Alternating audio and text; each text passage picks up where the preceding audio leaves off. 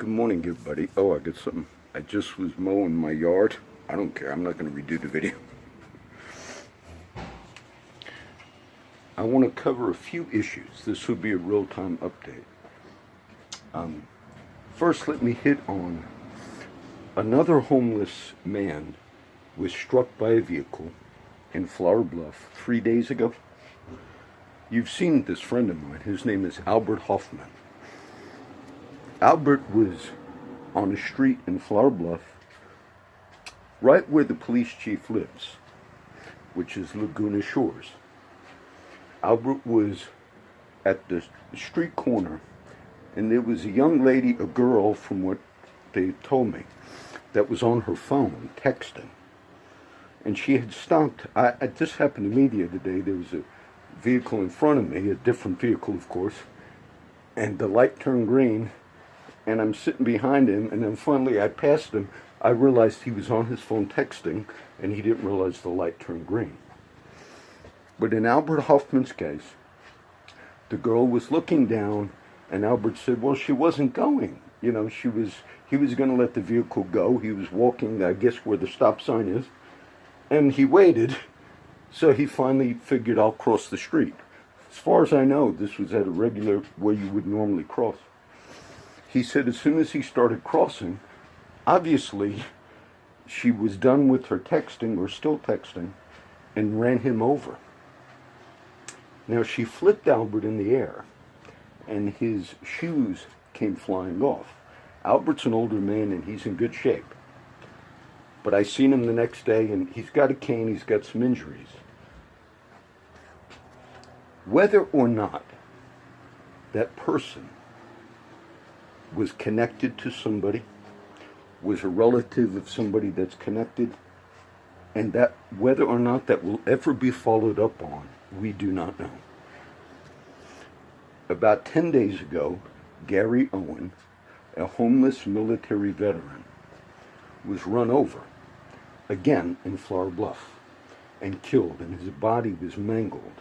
And one of his close friends, another veteran by the name of Dave, he gave a description. He had to give a description, he said. He said, he told the people at Brother Dave's that he was so mangled.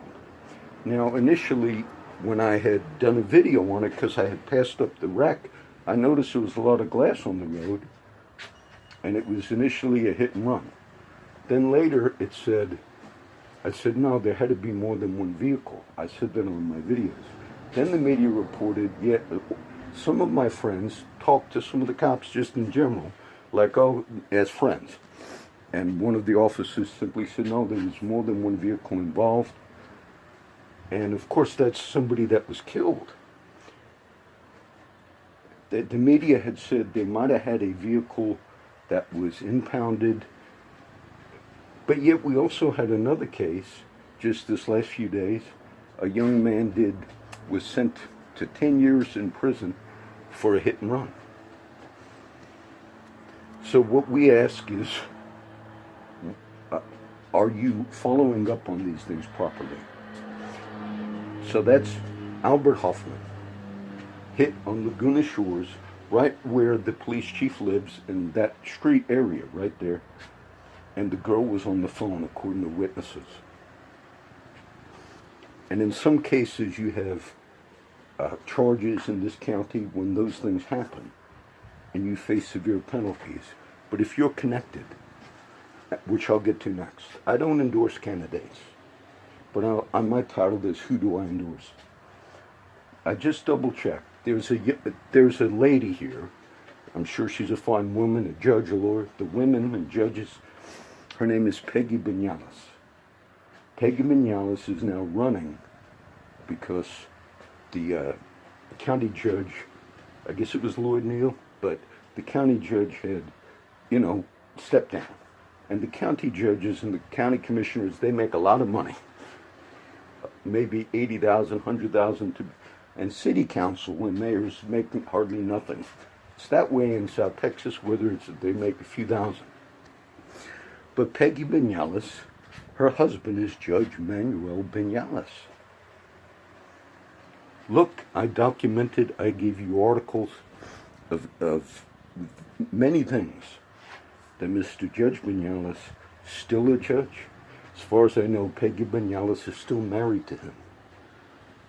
And the Kohler Times covered up because of, we'll do a little bit about race, but they covered up for many instances that Mr. Banales should have faced severe penalties in prison for multiple hit and runs or multiple injuries of people in his vehicle over the years here. And not only did he not step down as a judge or recuse himself, as far as I know, from any other rulings that had to do with like hit and runs being his, but he's still going strong. Many in the media, and I even posted articles by the Aggie paper and the San Antonio paper, who basically said this is corruption here. Miss Peggy Banales is trying to become elected to fill the seat of Lloyd Neal and to be a county judge, and we must say we do not endorse her.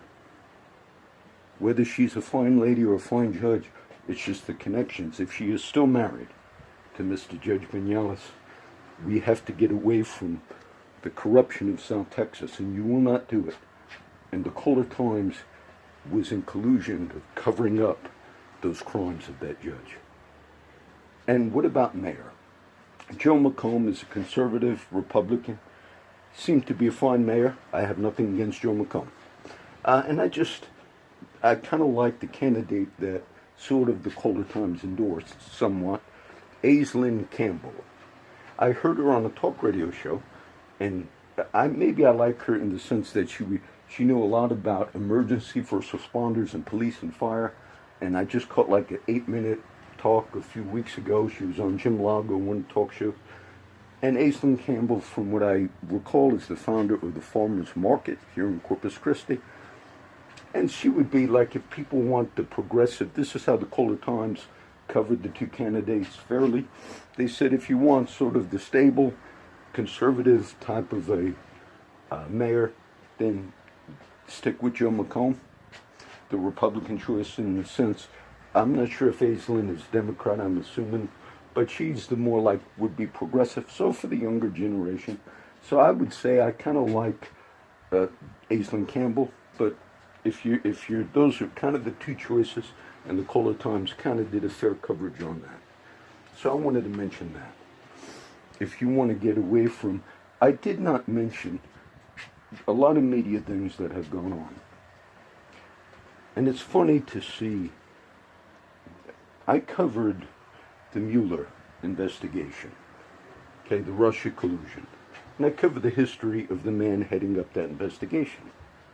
And the media, and all Kohler Times as well, put opinion pieces that he is one of the most honorable men at this time in the country. And I tried to cover the history of corruption with Mr. Mueller, when they headed up the FBI investigation and the famous, infamous Whitey Bulger case out of Massachusetts, and how that has been documented in legal findings, that the corruption that the FBI office engaged in, along with criminal mafia, was criminal. And Mr.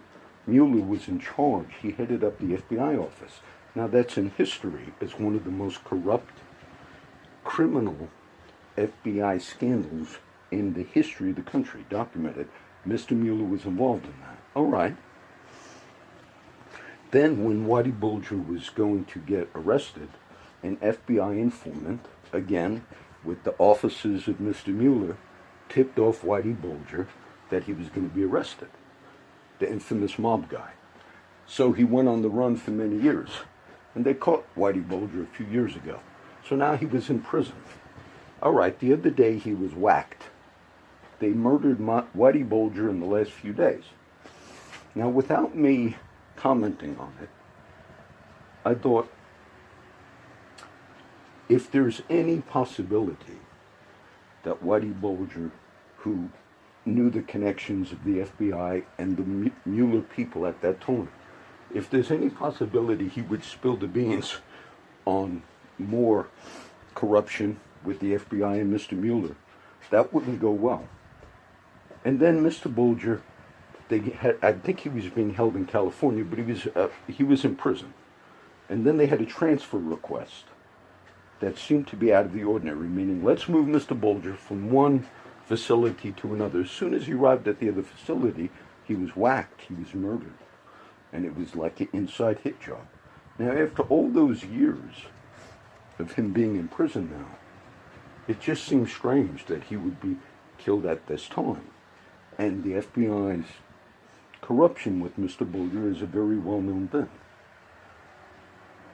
And then, this week, the media did something interesting. There was a possibility in our Me Too movement day that a woman or multiple women were going to make accusations against Robert Mueller of sexual harassment. This kind of came out that it was possible that some women were going to do that. Now, what the media did, this is how I found out, because they reported it, the media immediately contacted Robert Mueller. Did the media immediately contact Judge Kavanaugh or whoever? They contacted Mueller, maybe, if you will, to tip him off. And Mueller himself began initiating an investigation. I don't know if he referred it to the Justice Department, to begin investigating if these women were going to come and make false allegations against him and so forth. I have never heard that the media did something like that.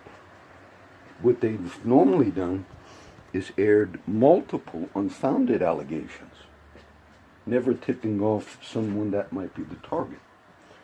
And so I figured I'd throw that in because what we want is fairness for all people on all sides. If my friend, I'm looking at Du Bois Lister, the black man who was shot by CCPD, killed a few years now, whose son, one time I had a message on YouTube, Mr. John, I'm Du Bois Lister's son. And I got the message late, and I don't, months after, because I don't check those. And they still say that there was like a cover-up. That's what they believe. My black friend, who you saw, his name is Robert.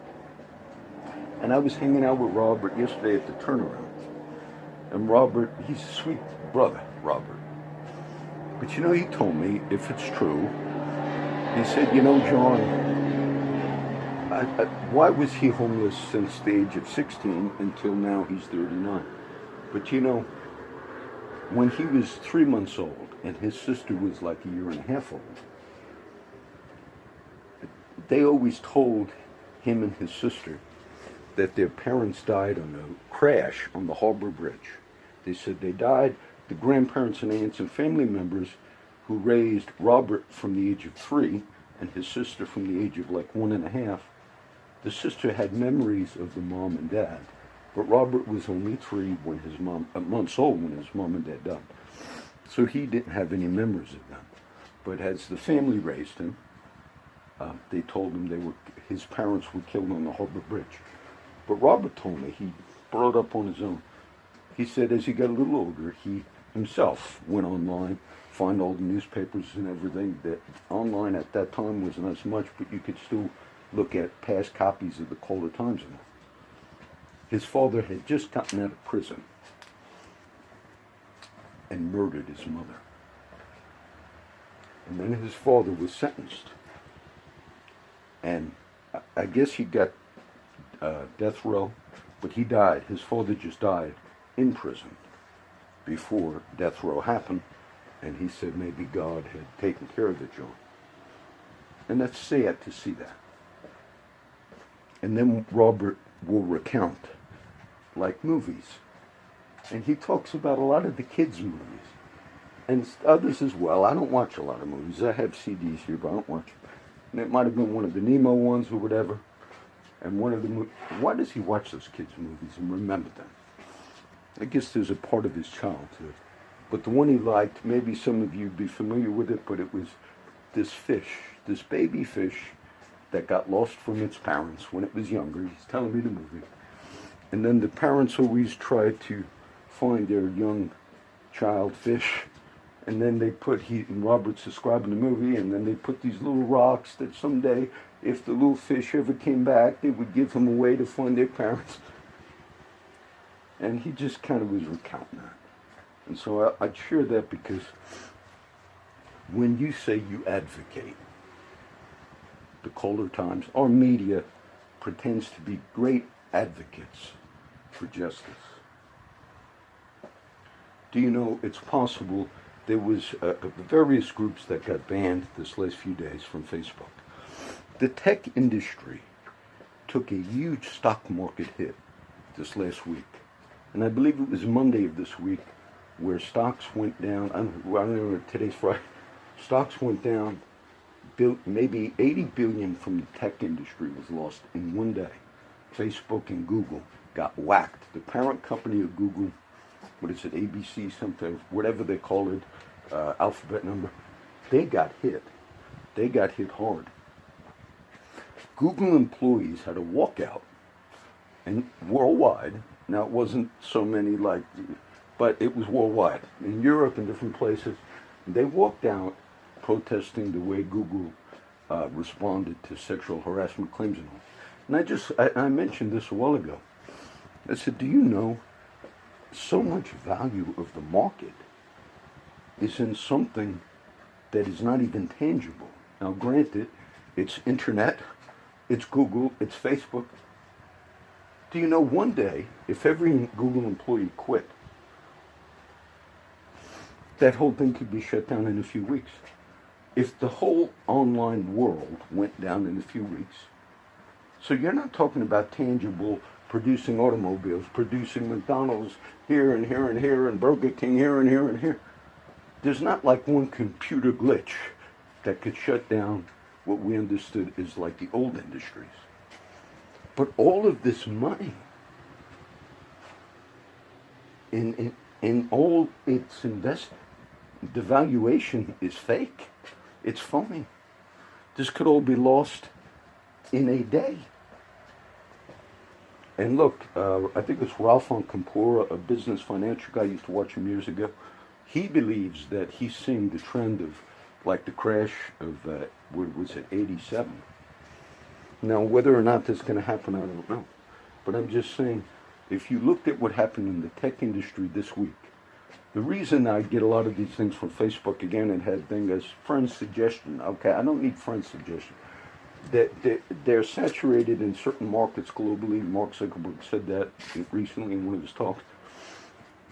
And they're realizing that there's kind of some danger in the whole, look, I'll be online even after Facebook and Google or whoever it is gone, because all these wonderful other sites, and they're not as prominent as Facebook, but they're the same thing. You set up just one of those, what you see on my website, set one up yourself. That's basically all Google and Facebook are, except in a much more huge way. So remember that. Don't be so dependent on one. Okay, here's a few notes. It was a funny one I was going to do. Let's see. I won't do that. Tech Strawbridge. I've the CEO of the Port of Corpus Christi. I criticized him openly and talked about him. He's not speaking anymore. They got now the chairman of the Port of Corpus Christi, somebody else, because there was a former port commissioner. I forget his name. But the Port of Corpus Christi took legal action against him a few months ago because he used the title like Port Corpus Christi Ltd. In his private business, and then they took legal action to get him to change the name. He has now taken legal action. He's involved in, the oil industry. He's got his own business thing. He took legal action, and they subpoenaed CEO Sean Strawbridge before Judge Bobby Galvan. And it's possible that they can catch him in certain statements he made in inner meetings and so forth that can entangle him in criminality. Okay? So the person that the port went after, the private business individual, the former port commissioner, has now also hit back. So I found that just interesting. What comes of that, we don't know. Let's see. I think I covered everything. Income. I'm not good at reading notes. All right. I make those few notes. I wanted to bring attention because that homeless vet, now we know there had to be multiple vehicles. They're not sure if somebody dumped him. Somebody might have murdered him, dumped him out of the vehicle. We want that to be looked at. Albert Hoffman, who was hit by a vehicle right where Chief Markle lives on Laguna Shores and Flour Bluff, we want that to be looked at. The one girl, I have her picture, I didn't know her too well. She was hit and run, also in Flour Bluff, and killed. What was her name? I put her obit up there a few months ago. Her husband, who's no longer around, and he didn't know I dealt with a lot of these issues. He said that the people that hit his wife and killed her name was Crystal. They still have a cross in front of the Mexican restaurant by Timmons in memory of Crystal. He said that after the vehicle killed his wife Crystal, crossing the same streets here, that the vehicle fled. Meaning that would be a hit and run. He said they did not stop and render aid. I forget her husband's name. I didn't know him too well, but he was here. They were both homeless couple in the streets. They were from Minnesota, I think, originally. But he also said to me that the person that must have killed his wife might have been like connected, something like a cop or something he know. And that's why they let it go. I always question those things, and when I see in our media, we just sentenced a young man to 8 years, it might have been because of a hit and run. But if you have homeless people that are killed, run over, or murdered, and if there are people that are connected here, they need to be dealt with the same way. And I gave you evidence how they are not, just in the beginning of this video. How a woman now, connected all to the local community here, getting covered by the Kohler Times, because they believe if it's a Hispanic member and there's corruption involved, they cover that. They cover it up. And they did that with the Banales case, and that, so what, you want people coming to a region. Thankfully, the Northeast where I was raised, the mafia was really bigger in New Jersey than in New York City. I mean, you could debate it. You had the 5 families. But you know, it's not that way there anymore. It's not that way there anymore. The famous Trump lawyer, Rudy Giuliani, and various things went after the mob. Went after the people that, like, the FBI was colluding with in the Bulger case and exposed corruption. You don't want that image here. Mr. Judge Neal, I believe it was Judge Neal, but Peggy Banales, running to fill the seat, made some type of a comment about the county is broke for various reasons. It's a political race. She's running against, maybe his name is, I don't know, I forget the name of the other guy.